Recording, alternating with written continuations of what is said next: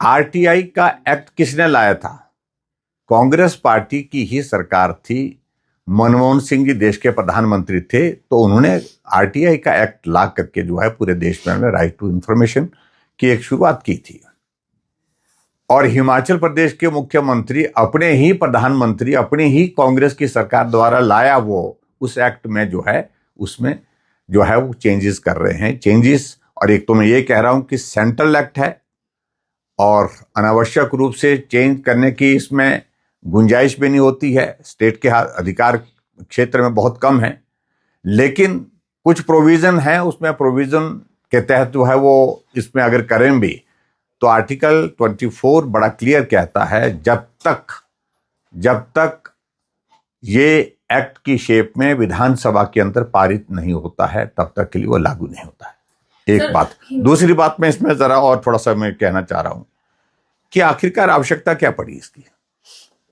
आप विजिलेंस और anti corruption bureau, इन दोनों को जो है वो आप इस आरटीआई के दायरे से बाहर क्यों निकाल रहे हैं?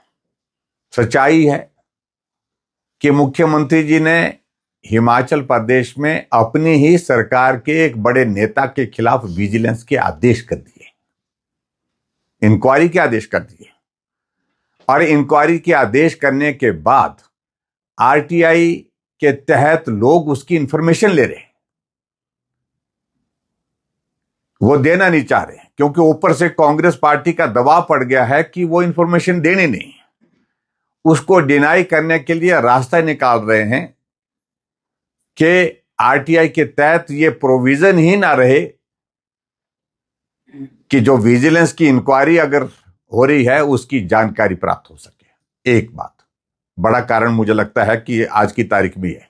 दूसरा, सीधी सी बात है, वो एक कोशिश कर रहे हैं कि आने वाले समय में कुछ ऐसी चीजें, यानी कि जो एजेंसीज हैं इन्वेस्टिगेशन के लिए, उनका दुरुपयोग करने की मानसिकता दिख रही है। और इसलिए आजकल वो सार्वजनिक मंचों से कई तरह की बातें कह रहे हैं। और मैं इस बात को बड़ा साफ कहना चाह रहा हूं कि इस चीज की इजाजत नहीं दी जाएगी। अगर एजेंसीज को दुरुपयोग करने की कोशिश करेंगे तो कानून का रास्ता सबके लिए खुला है।